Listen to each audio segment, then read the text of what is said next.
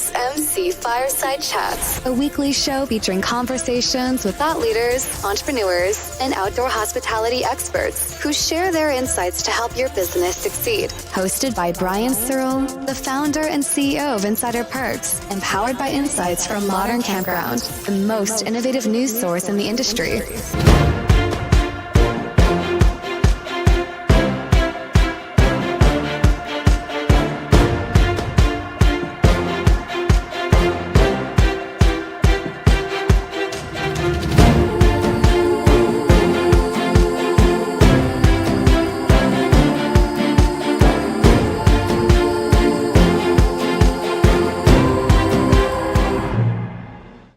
Welcome, everybody, to another episode of MC Fireside Chats. My name is Brian Searl with Insider Perks. Super excited to be here with you for our first episode of the week, bringing together a bunch of industry leaders here to talk about all kinds of different things. I'm here too.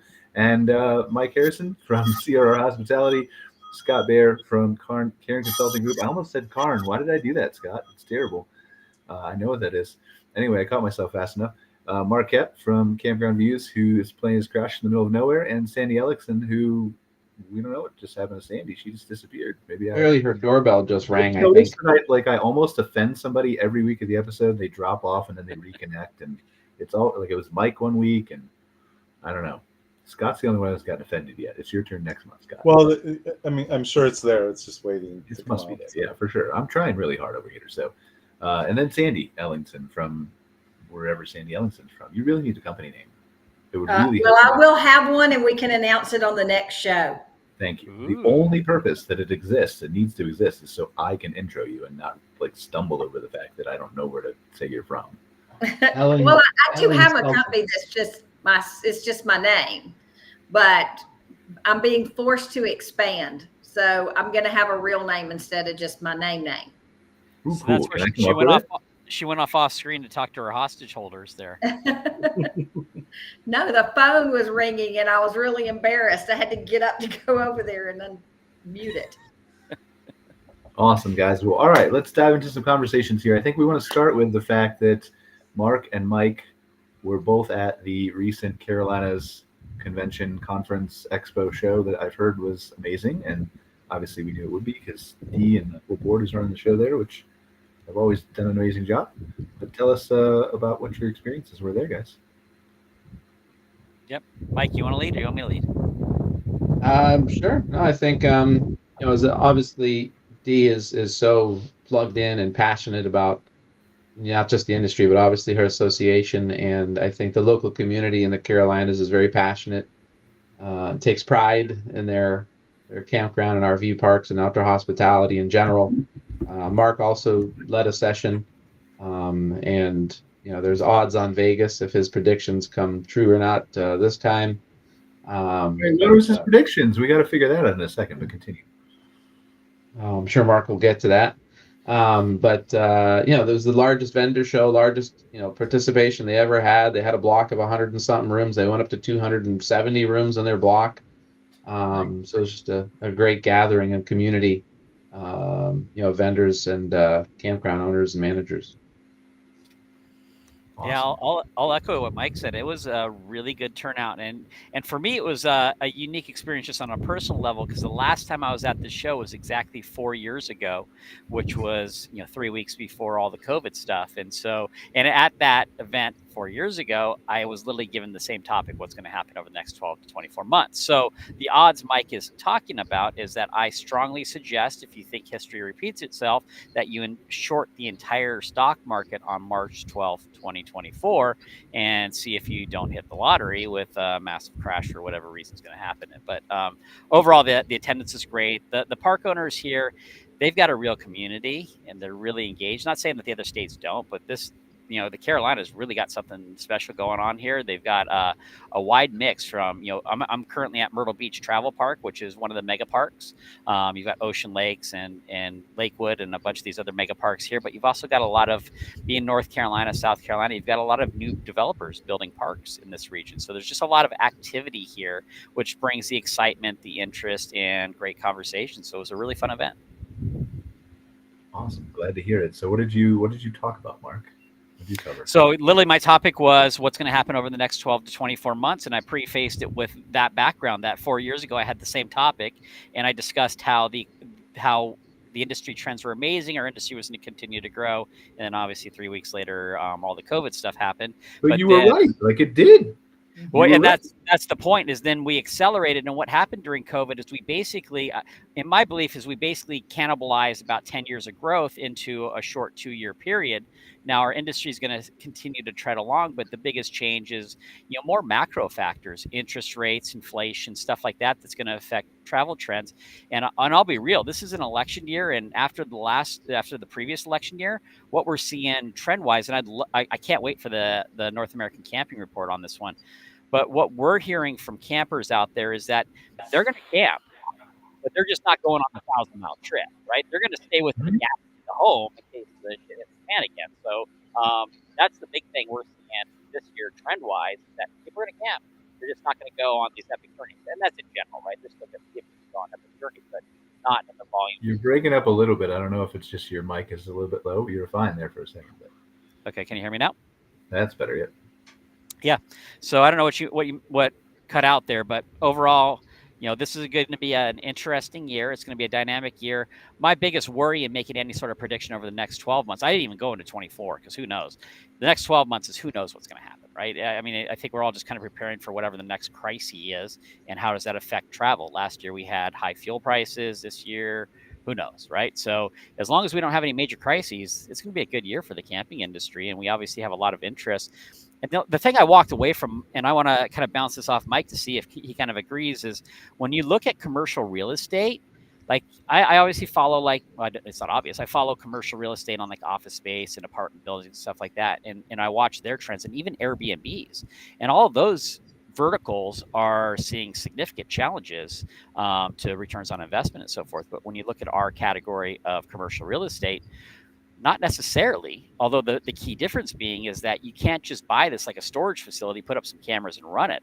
These businesses actually require operations and marketing. And so that little piece there is what makes our industry both dynamic, challenging, and something that's just not turnkey. And so my other kind of prediction in there is that we had a lot of corporate buyers jump in, hey, they know better than everybody else, and they're running these parks, and all of a sudden those numbers are changing on them. So it'll be interesting to see what those entities do. Do they get professionals to operate their parks, or do they liquidate their holdings? There's been some of those that have happened already. And if they choose that latter, liquidating their holdings, how does it affect the value of the other parks in the area and so forth? Yeah, and I think so much of who we're talking to are new investors into the space. And to your point, Mark, it is multifamily, residential, hospitality groups, that are coming in. And most of them that I'm talking to know they don't know what they don't know that they know that they don't know, right? And so, they're talking to professional management company like CRR Hospitality. We're connecting them with feasibility consultants and marketing groups, and because they understand it's a completely different vertical than commercial or multifamily or whatnot. I think the interest environment, capital environment changed considerably, so that will slow down some of it. And I think we'll also see, I think, some transaction volume just based on there was so much buying and building over the last 2 years, and who knows what happened with people's debts or loans, and oops, I ran out of money, or didn't open on time, and now I got to figure out what I'm going to do.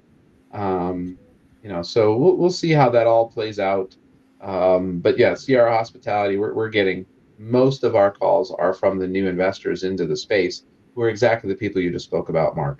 They've had a lot of success in commercial or whatever vertical they're in, and they want to put their money into stable IR. What we're having to do is train them, I think, or educate. A lot of the numbers that they're looking at are from not necessarily transient parks, which is what they're looking to build.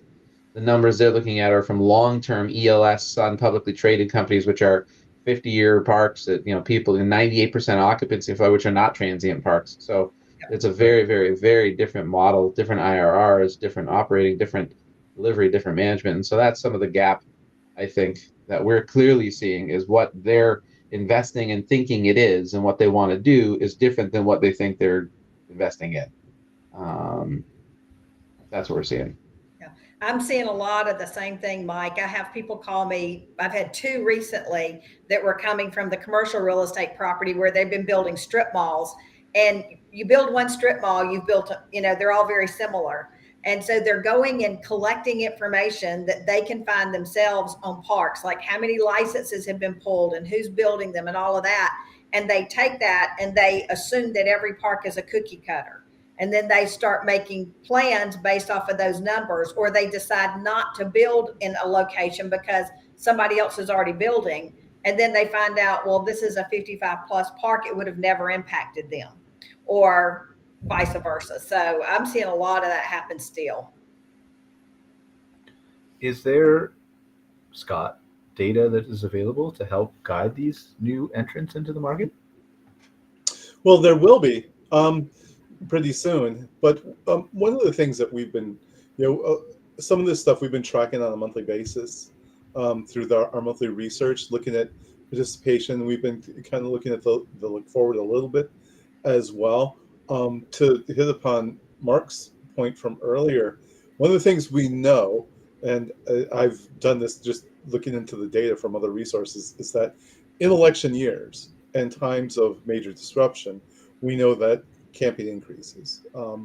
It does. And we would anticipate that in this election year, it'll be very contentious, really stressful for a lot of people. I talk about stress a lot. Anyone who talks to me know I always talk about this. Even if it's low level, people want to relieve that stress a little bit. They get outdoors. Past research by some hotel groups, I think, Mike, we've talked about this maybe before too, that sometimes luxury travel suffers a little bit. Yeah. In these years, but I also feel like we've had it pretty good in the luxury travel sector with glamping and kind of that in between phase. We've brought in so many of those new people. I feel like we might buck that trend a little bit this year, but I would say I'm cautiously optimistic about this coming year.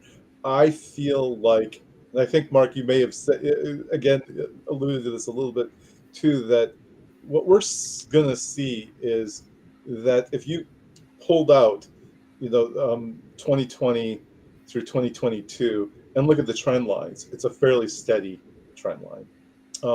The growth is right where you would expect it to be had that not occurred.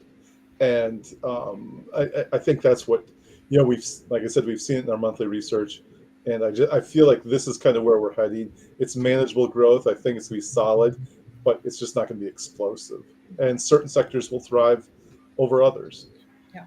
Scott, have you noticed the increase in the number of articles that are out there about BLM land and some of the state and federal parks and how they're looking at completely shutting down camping on the BLM land? And I wonder how that could also impact, if that comes to fruition, what's happening in some of our private parks. It will push a lot more people into the private parks. There's no doubt about that. I think that the areas that get closed off, I've heard there's going to be some potential for permitting that you can't just kind of show up. Some areas have just been overused. So I just think it's going to eventually change. So it's not just going to be all free. That there's going to be some sort of process to access those lands, but it will push those people to other areas, whether it's private parks, private land, those alternatives, we'll see. There's a lot of people out there utilizing that. We've been tracking that, and it's increased every year, the usage of both public and private lands.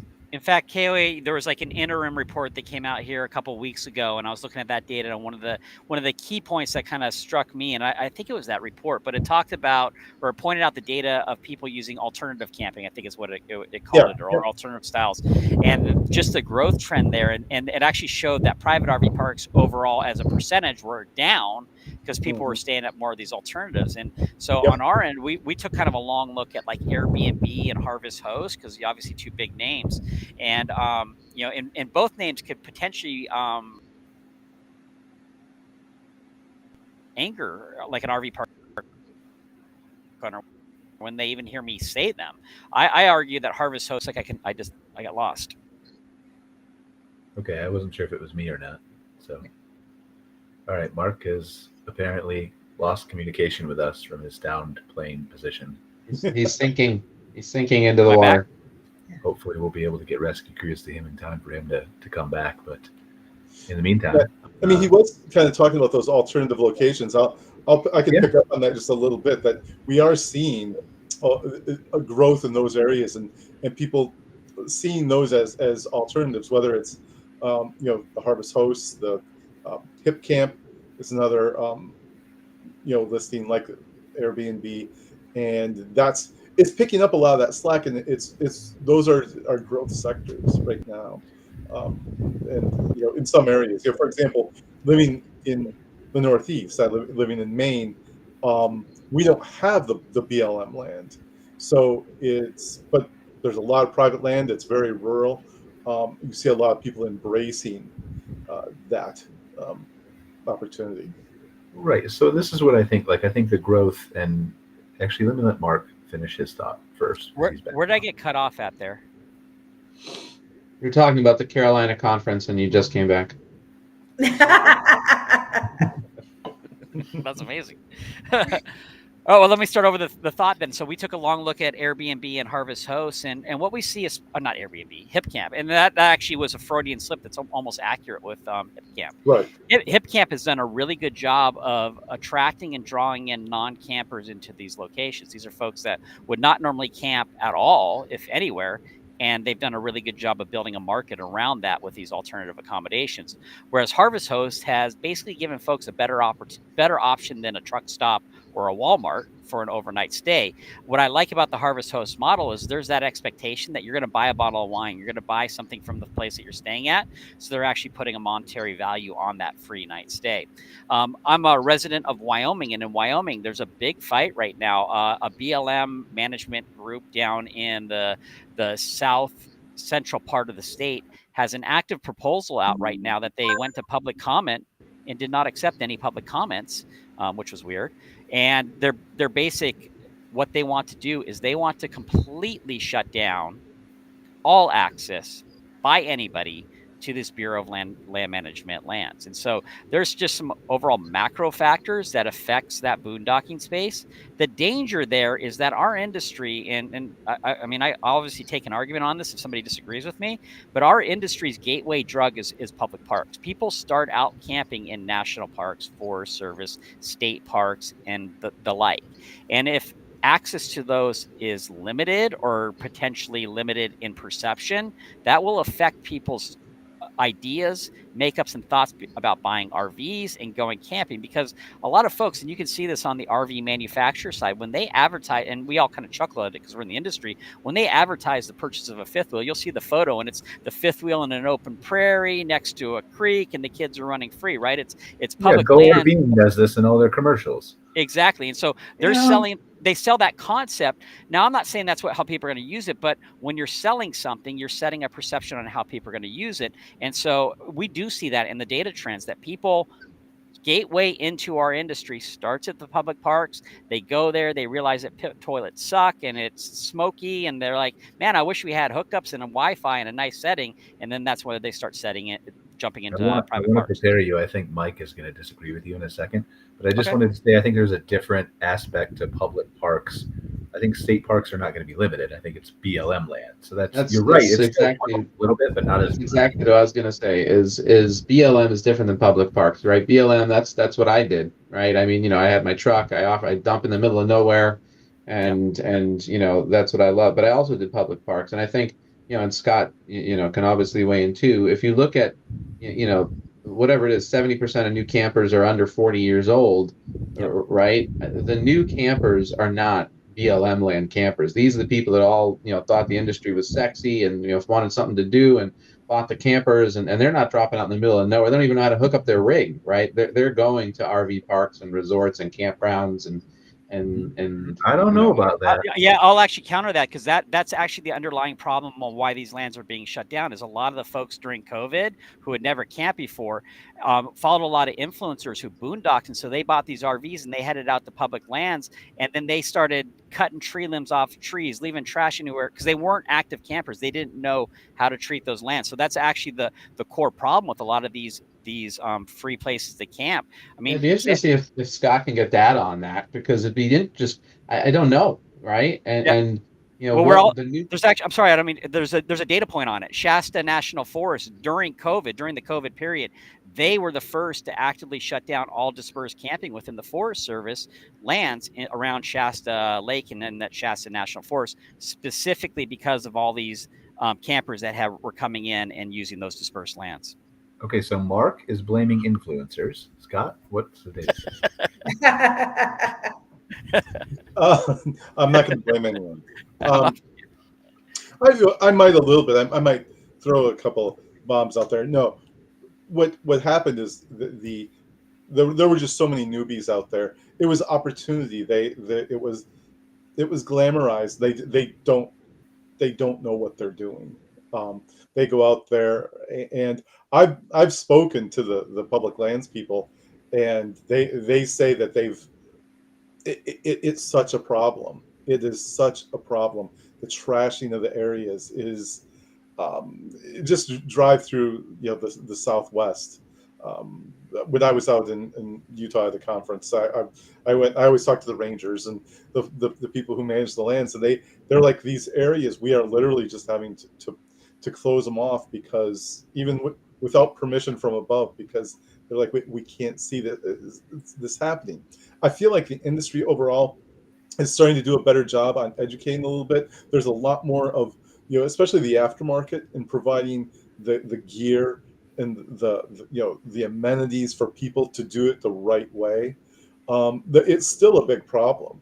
I mean, one of the things that we know is that the people who started during the COVID years, we'll call them now, those people lacked knowledge that it's still obvious with that group. Because we've been tracking them, and we have some measurements when we ask people their ability to perform certain tasks, basic tasks, even not even studying up the RV, but like building the fire and being able to prepare a meal or whatever. And the people who started during COVID are the worst at it, far and away, even than the people who just started in the last year. It's a real thing, because so many people went out there, they left the lots in their RVs and had no idea what they were doing. I'm sure the people on the ground at the campgrounds could tell a million stories. Well, there's a difference between the people who needed to escape COVID and went to the middle of nowhere, and the people who wanted to take up the camping lifestyle. I think, because I think you can see it both in the boondocking as well as the campgrounds. That's why the whole industry exploded, right? Yeah. And so we're pontificating and speculating. I'd love this topic for research. I'd love to see more specific data points on these. 70% of new people. What are they doing? Where are they going? We are coincidentally, Scott and I are looking for a $50,000 sponsor from CRR Hospitality to do that research. Well, research probably won't get done then. Yeah. Well, that's exactly where I was going to, Mike and Scott, is that I believe that during the COVID years, it's because the motivation was to get out and get away from being trapped. It wasn't to go camping. It was to escape, where traditionally people start watching people camp or doing something. And so their motivation is, I'd like to try out camping. And they've either seen the commercial or talked to somebody who's already camping and they have a way in.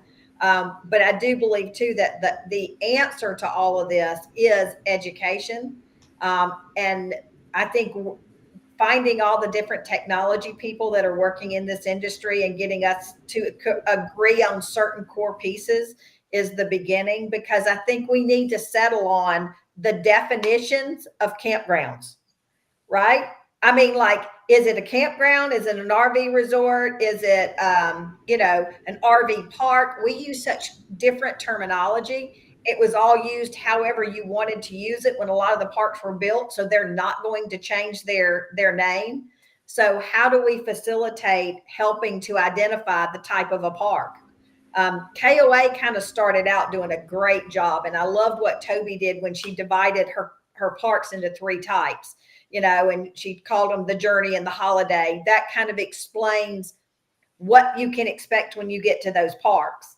But still that whole new group of campers, to them, a campground is a campground. And so when they drive into one, which is really not a resort and it's not even a campground, it's a place for you to stop overnight and it's just a big parking lot, their expectation is not what they think and not what it should be. And so they think all parks might be like this. So that's a passion of mine, is to try and help find ways to educate through the technology and the things that we already have, the campers that are camping.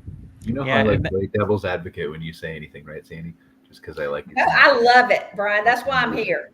Shit once in a while. Can I say shit? This isn't broadcast. So I have a thing, right? Like, so for one, I think it was predating Toby as CEO, which is fine. Like Toby's really? Okay. a great hand in it with marketing and all that stuff, right? So I'm not discounting Toby's involvement, but just to say that. And then 2, I think the model, from what I heard originally, was built off of Best Western's model, is what I heard, which Best Western did a pretty decent job with. But I'm still not sold on the fact, decent with what they wanted to accomplish their goals with, right? Not right. Decent maybe overall.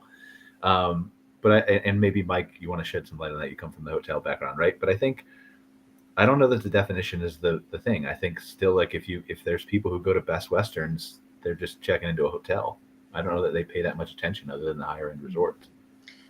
Yeah, Best Western had tried to do that, but look where Best Western is in the pecking order of hotel chains, right? It was confusing for the customer.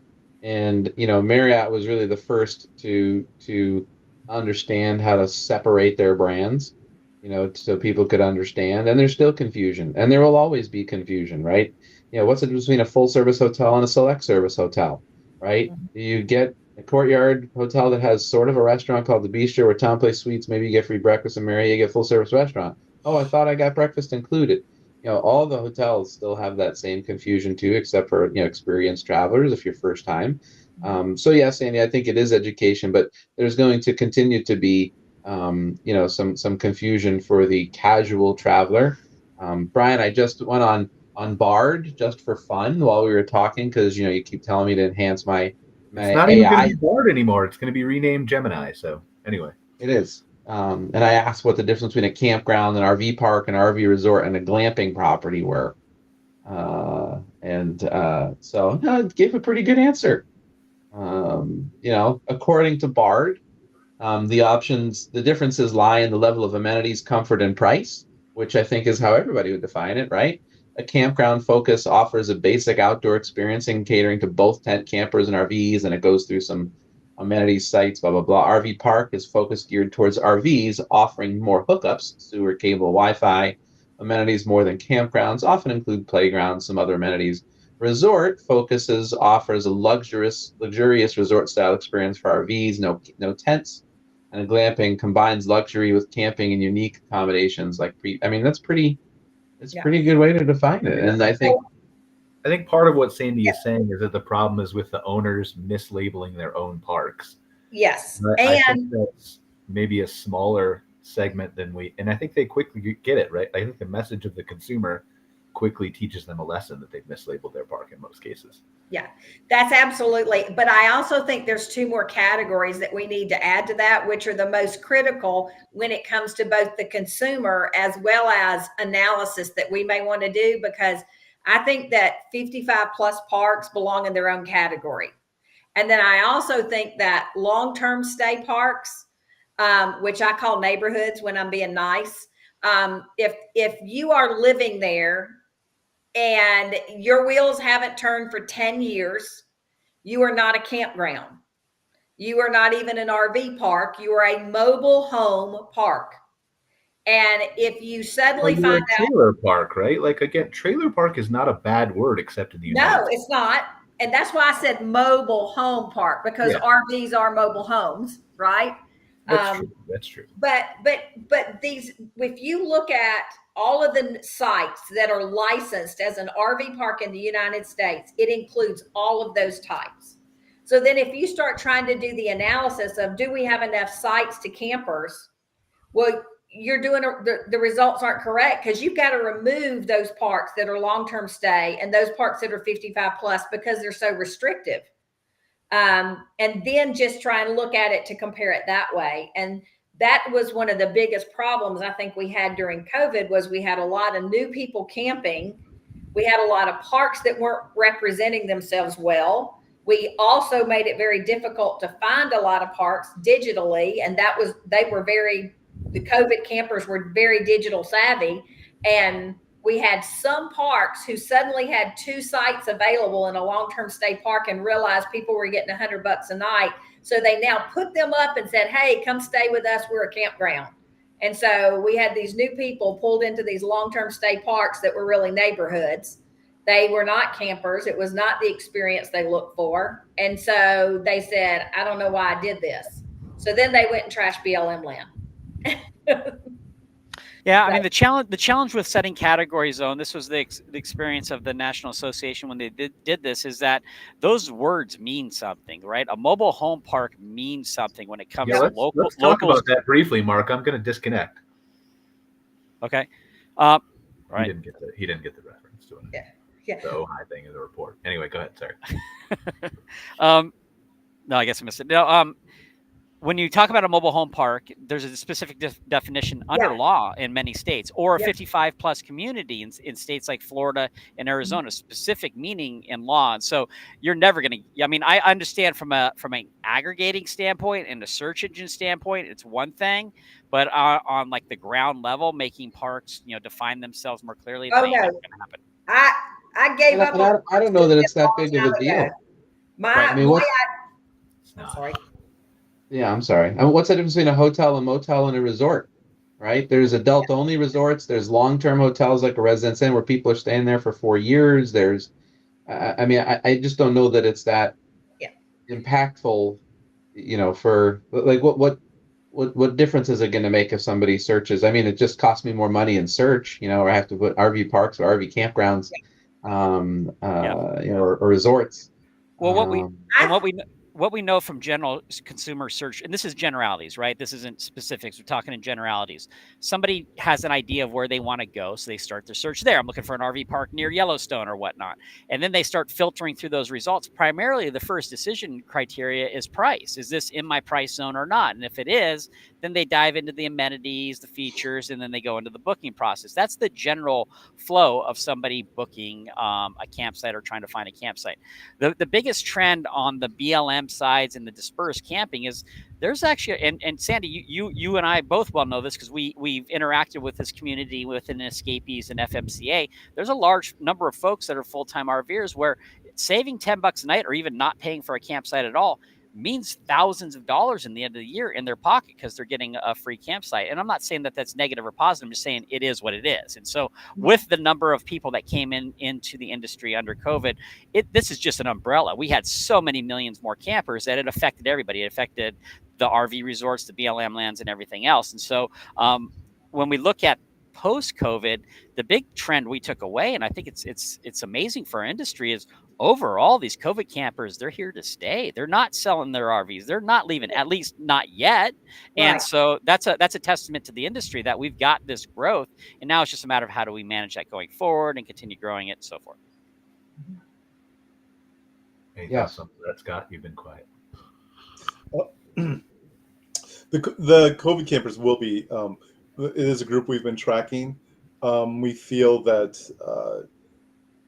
there's potential. There was potential for drop off, but even those who, one of the things we tracked is people change on their travel habits a little bit. A lot of people had the desire to travel how they did prior to COVID. Once they come back, we'll be in that managed growth phase again. They'll come back. It's rare, I feel, that if someone takes a year off, that they don't come back and try it again, especially if they have skin in the game, like buying an RV. Yeah. That's obviously major skin in the game. But even we also know that just buying basic camping gear, whether tents and sleeping bags, gets people back. So and most people do that. So it's like, yeah, they'll be back.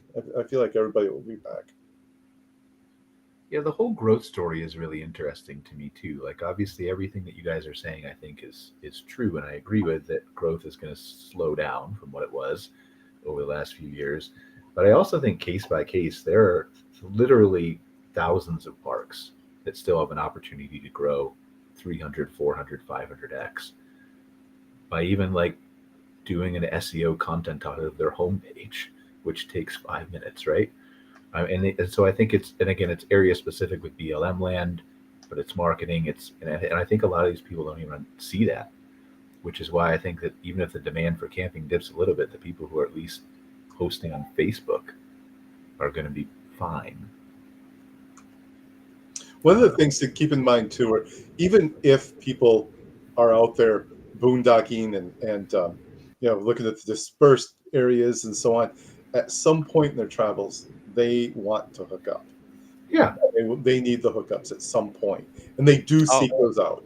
For a second, I thought you're like going to do a Tinder site for campers or something like that. After I said that, I was like, I wanted to keep moving with my my sentence, because I'm like, yeah, that didn't sound good. But yeah, they are looking for places to hook their RV up to. So, especially if they've been out, in regardless of how long it's been, they do. So it's that opportunity that people are still going to go to the private parks. They still need that. And by the way, there's still a solid core of people out there who the only place they will stay is if at a campground or RV park that has a lot of services and amenities. It's their chosen way, and there's a lot of them. That's us. We did that. We only boondocked once when we were full time for 12 years. We always stay in campgrounds and RV parks because we want the amenities. We want to plug in. We want the Wi-Fi. We want the pool. We want all that stuff. And what's ties into that is I'm currently here at Myrtle Beach. I'm staying at the Myrtle Beach Travel Park.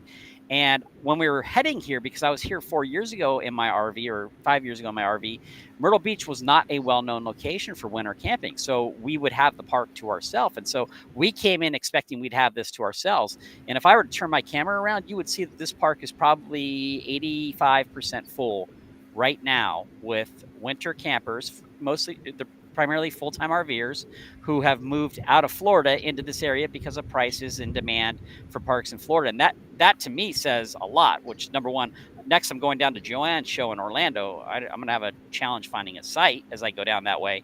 It also shows you the overall growth of our industry. The fact that there are so many people that just to get sites, they're now moving up into the northern states during the wintertime. Yeah. Hey, Mark, if you're going to be in Central Florida, I have a park to recommend. Okay. Is there data on how many people just wanted to leave Florida because it was maybe look weird? I don't know. I'm not saying that Florida's weird. I'm just asking if there's data, to be clear. There's no data. There's anecdotal, and it's mostly price. Again, like I said, people look for location, then price primarily in general. Yeah, Florida's oversaturated, and Florida's price has been driven up and all that. Yeah, exactly. All right, let's flip to reports for a second. I know we said in the beginning I was going to talk a little bit about the reviews, but I think maybe we should just preview a little bit what's going to come out, hopefully tomorrow, if I can hold up my end of the bargain. Do you want to talk a little bit about what we've got going on? Don't give away too many secrets, right? But I won't, but we'll have to a little bit anyway, just to keep it interesting. Okay. Nobody watches the show anyway. It's fine. The whole idea of the next iteration is events, celebrations, and such at campgrounds and RV parks and resorts. I'll use all three terms to try to capture everyone. But the whole idea is, the question we asked is, like, are people? How many people are doing this? Is the guests seek these out, and is it worth the time and effort and cost to host special events and promotions at your campground? And so that was kind of the genesis of this report. And we went out, we talked to a lot of campground owners. We did a lot of interviews. We looked at guest data too. We've tapped into a couple different resources on this, and kind of looking at participation, and it's really interesting to see. I'm always I love the fact that the park owners and managers get creative with their events and do different things, and I would say overall, just to cut to the end of it, in general, the reception to this idea is that yes, it's a good idea, it's worthwhile, and we give a lot of the detail in there of kind of how to approach it, the pros, the cons of considering it, and what type. But I think it's a great topic to think about. It helps campgrounds and parks promote themselves. It helps engage people.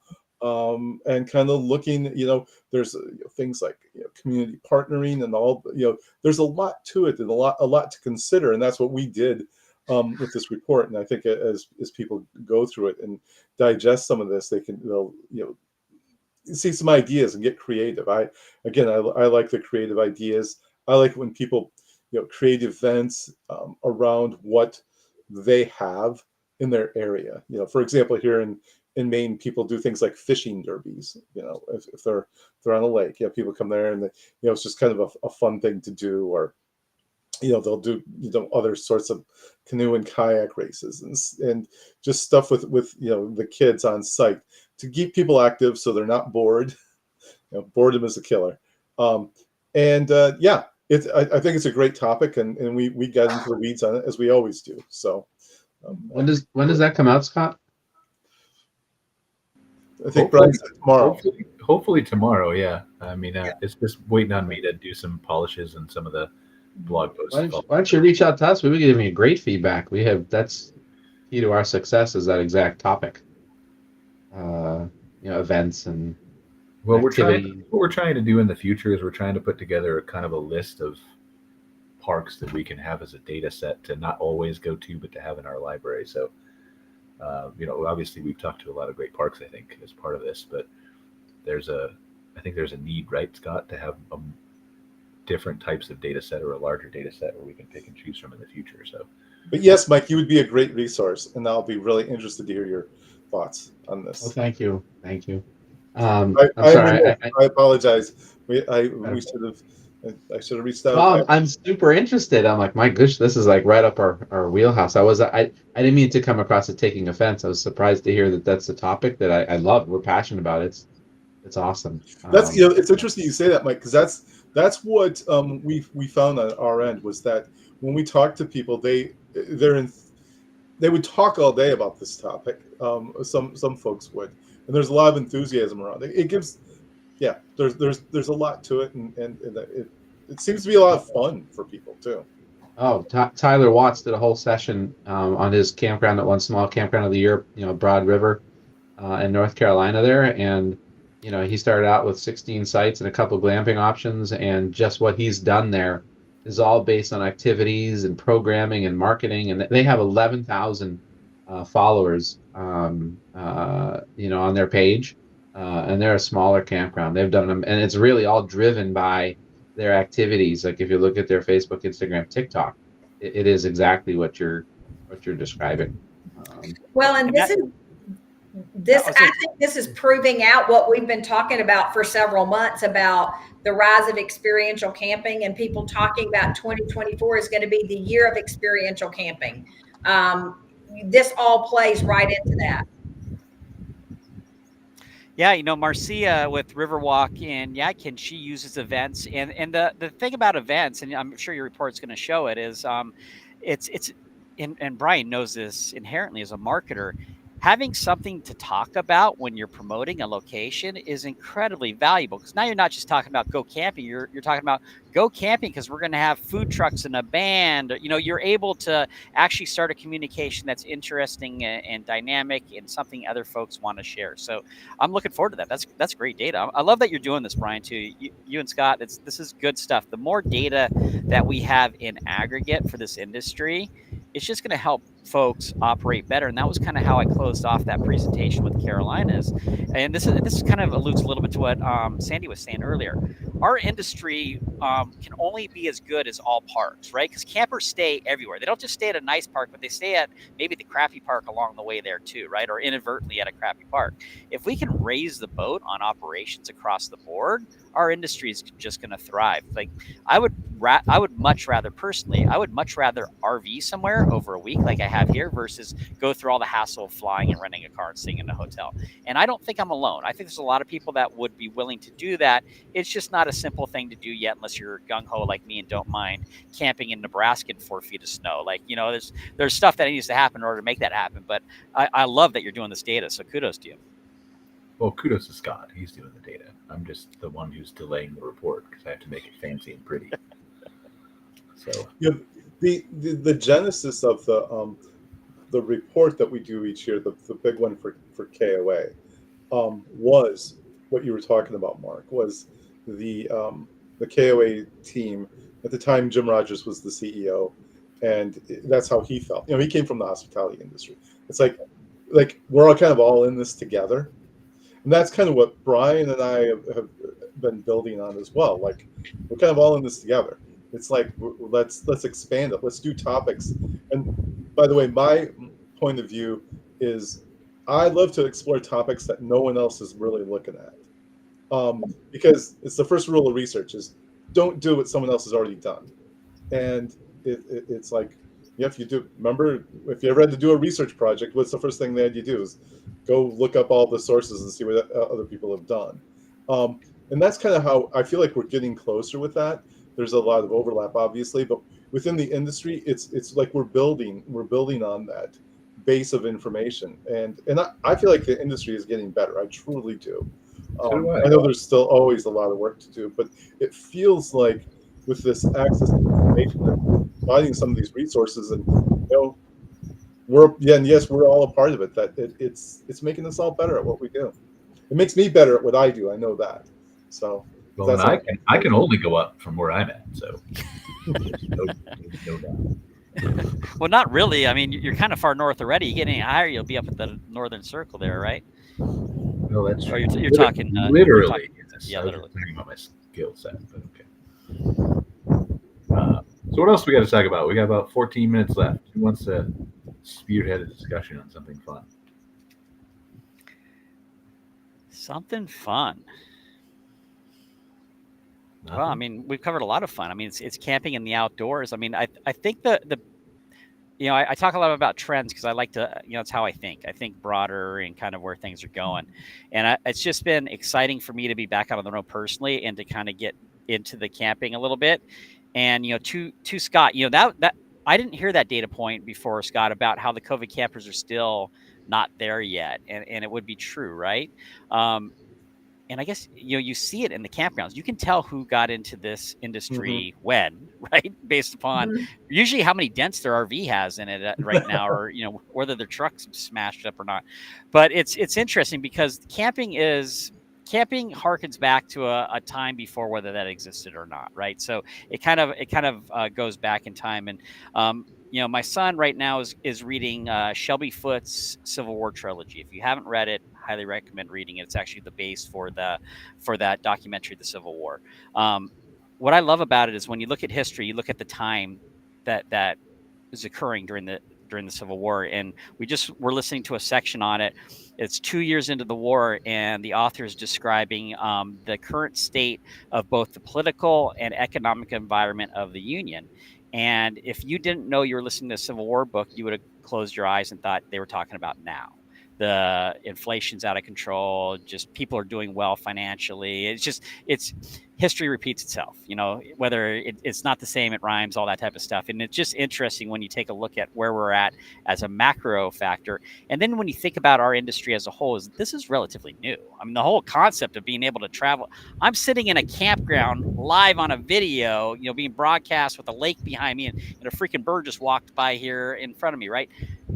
You weren't doing this 10 years ago. Think about how different things are now, and what do they look like 10 years from now when Brian controls all the AI and is controlling everything we do? Like we're in dynamic times right now. So it's both exciting, interesting, and also a little bit scary at times too. Yeah, but I think, I mean, it's interesting, right? Because that's going to enable us, you talk about AI and tech, that's going to enable us to just get outside more.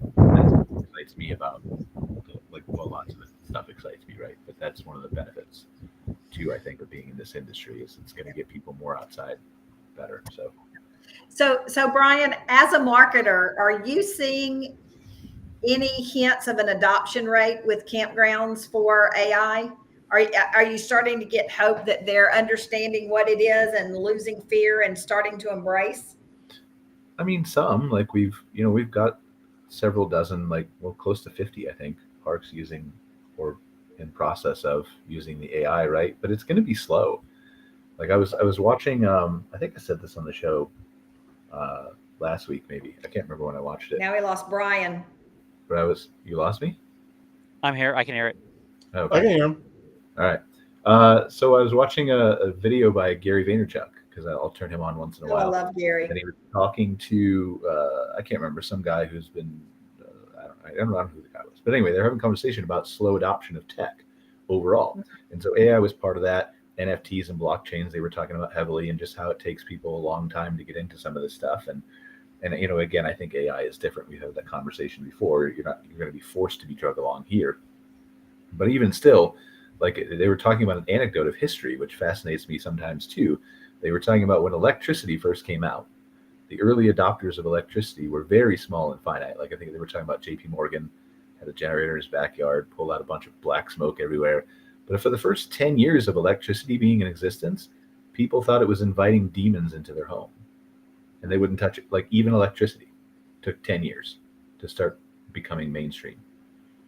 So when you put it in a context like that, like I think it's going to move slower, but I also think, again, it's just going to be drug up faster and faster, right? From both economic conditions as well as other parks adopting it, as well as there's a need for like margins and adjustment. And like we're talking to clients this year, right? About how do that growth, right? We all go back, it all circles back to that growth.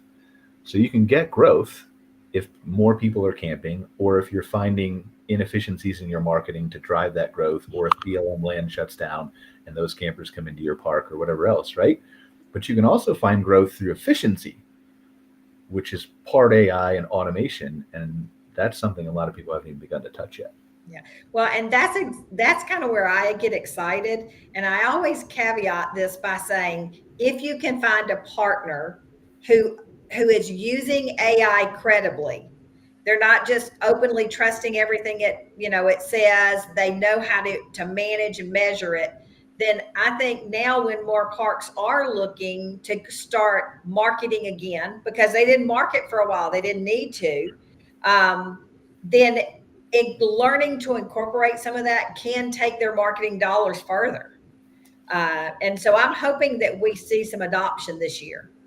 It's interesting though, like I wouldn't even put our chatbot into the marketing category. I would put it into customer service operations. Agreed. I think it can go multiple places.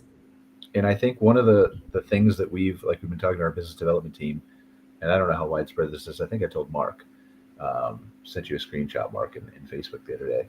But like one of the hesitancies I think with AI is we don't know what it's going to say. We can't control it. What if a guest doesn't get the answer that we want them to have, and we might lose them or whatever else? And so one of the new features we have built a custom dashboard where people can see all their chats in real time. But one of the new features we have is the ability for, if you want to, you can watch that chat in real time, and you can click a button that says, I want to take over this conversation. And you can chat with them from a dashboard in real time, and then you can send it back to AI when you're done. And I think that eliminates a lot of that objection, right? Yeah. Like if you're really concerned about that AI, you don't need to, but you can sit there and watch it. And if you feel like it's not doing a good job, just jump in and chat yourself. Yeah, what's interesting about the AI, especially GPT, I think that's one of those, it's almost like the AOL moment where they basically made it easy. They made it easy where you have a prompt you can type in, and I use it all the time. I use it all the time, I use it every day. And I even mess with it when I feel like it, and say it gives me a really bad response. I'll respond like, I'll swear it, like, what the hell was that response? That's not what I asked for. Why don't you fix it? And it's like, okay, I'm sorry. And it spits out another response. It's like, think about the conversation I just had with a machine. Like, that's different, and that's a different experience. And you're not a big leap from there to where that prompt I gave it is voice, right? And instead of me typing. and just all the other stuff that comes out of it. So like Brian does share with me what he's working on with that chat tool, and it's just amazing. And we go back and forth because obviously being a tech company also with the virtual tours is how can that integrate and what's that experience. Going to what you're talking about, Sandy, the biggest hurdle, and you and I are very intimately aware of this, the biggest hurdle for campers is information or lack thereof. What am I getting into, right? And so on our end, we use the visual to cover that, right? Let's take you down there and show you it. But that can be time consuming and involved. So how do we make that even more seamless to where you can start putting in criteria of what you're looking for? We can filter those visuals and bring it up, right? So that's obviously long-term stuff. But the other thing is focus. There are not a lot of tech folks focusing on our industry. They focus in other broader industries where they can potentially make more money or whatnot. I mean, you have to have a passion for this to be focused on this. And so then you just have to look at it and say, well, I'm going to just put my head down and make it happen. Yep. Yeah, I'm interested where this all is. I mean, as you know, right, to where it goes. Yep. But I think it's just going to come at such a lightning speed that people are going to be shocked by it. And it already is in the background, but it's not quite forced its way. Like voice is the big thing, and the change in search. That's the big thing for me. Like I posted about this on LinkedIn the other day. Google Maps has released this to their local guides, which is not a small segment of people if you're a local guide, right? It's not everybody, but it's enough people that it's almost ready to go to where you can use your voice to search on an AI LLM to search on Google Maps. Wow. And it will, so I think the example they gave was searching for a vintage experience in San Francisco, and it would come back and give 3 answers about like a clothing store and an antique store and something else.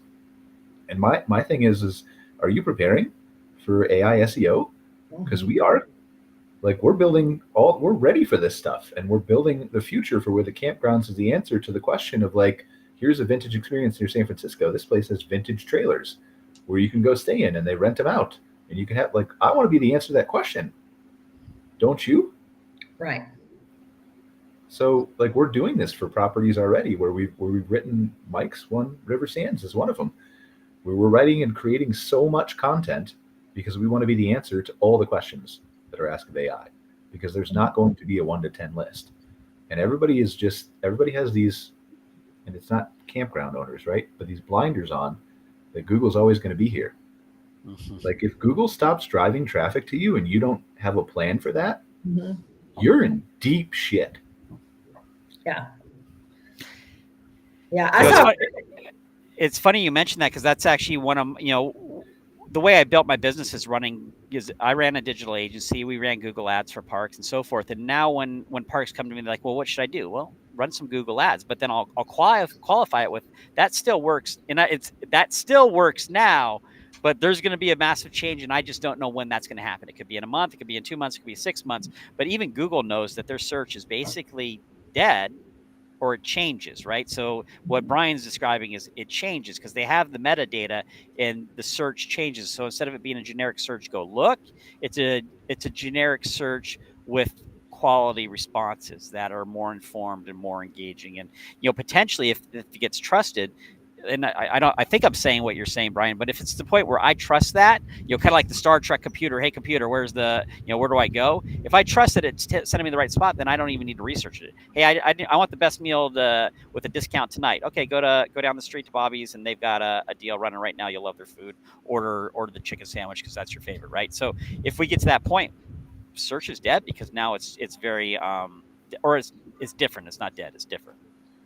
Yeah. Does anybody have to immediately leave? We can explore something cool if you want to stay for a minute. Yeah. So have you guys seen this? This is perplexity.ai. This is the future of search, right? So let's use an example. Tell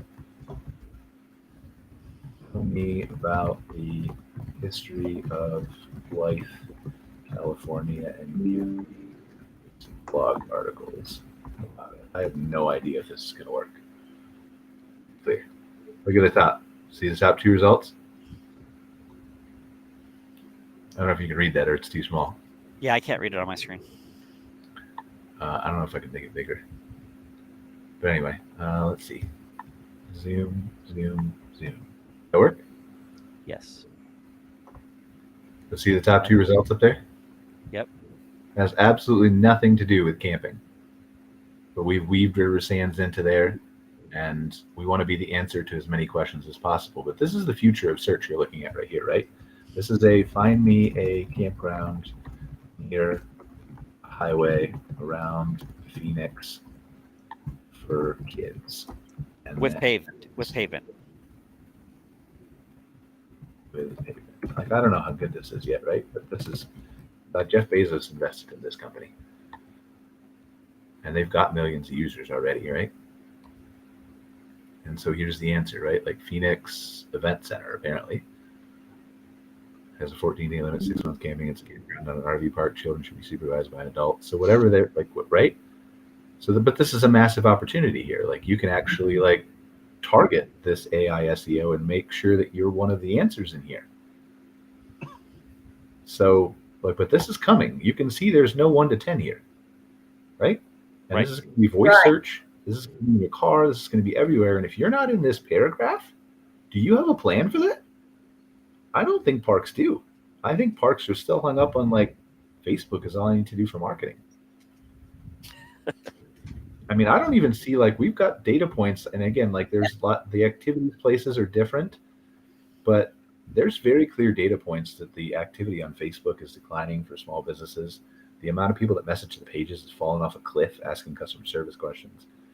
And it's just not there anymore. People are going to social for entertainment, not business. Entertainment. Yeah. They're on TikTok, they're on Instagram, and YouTube, and even Facebook to some degree, watching the shorts. You know, attention spans are down and awareness overall is down. So I completely agree with you. And it's also shifted. The other thing that's shifted is it's not read content, it's visual content. It's video, it's audio, it's voice being dictated to you versus you doing any research. And so, yeah, actually, that's something I talk heavily about. See you, Sandy. But yeah, I mean, we're going to wrap up here anyway. But yeah, I mean, it's data, right? Like you have to present it just like we're doing with the research reports for hospitality highlights. We're presenting it in various different data, you know, a long report, a short report, a summary that's right on the webpage, social media posts, blog articles. We're doing an AI video where she speaks to you. If you want to do that, we'll syndicate it as audio, like however you want to consume it is fine. Yeah. And that's, I think, the key. But ultimately, it's the data. It's providing that data to an AI or whatever it is, right? The search, to be able to be that answer. And the amount of people who call me on a daily basis, like they have a beautiful website, like design wise, but their website designer hasn't touched the SEO. The domain rating is like 6, and they've been in operation for like 5 years or 10 years. They have 30 backlinks. They show up for like 8 keywords. And it's unbelievable. I mean, this is your business right here, and you're not paying attention to it for whatever reason, lack of knowledge or lack of willingness to spend or whatever it may be. But that's your 300% growth sitting right there. And all you have to do is hire someone to spend really God's honest truth, like about an hour on it. So, I don't know. It's fascinating to me. We could talk for a long time. But any closing thoughts for you guys? That's been a good session. I think there's a lot of gold in here for folks who are watching this in the future. And by all means, chime in the comments, whatever channel you're watching this on. Let Brian know what you want to hear and what you want to learn, because he's got a good thing going here. Absolutely. I would echo that. Reach out to any of us, really. And you know, ask questions. It helps us. Like I said earlier, it helps us get better at what we do and, you know, do meaningful stuff and help the industry overall. Yeah. I think we've established we're not going to get $50,000 from Mike for a study. So we're going to have to start a GoFundMe or something. So if you're watching this and you like data, every dollar counts. I'm going to work Mike. I'm going to start working them. So, all right. Well, thank you guys. I appreciate it for another great episode of MC Hospitality. I can't even MC Fireside Chats. I'm so old. MC Fireside Chats. We will see you for another episode next week. Thanks, Mike, Mark, Scott, Sandy. That was all who was on today, right? Okay. Yep. See you guys later. All right. Take care. For joining us for this episode of MC Fireside Chats with your host, Brian Searl. Have a suggestion for a show idea? Want your campground or company in a future episode? Email us at hello@moderncampground.com. Get your daily dose of news from moderncampground.com. And be sure to join us next week for more insights into the fascinating world of outdoor hospitality.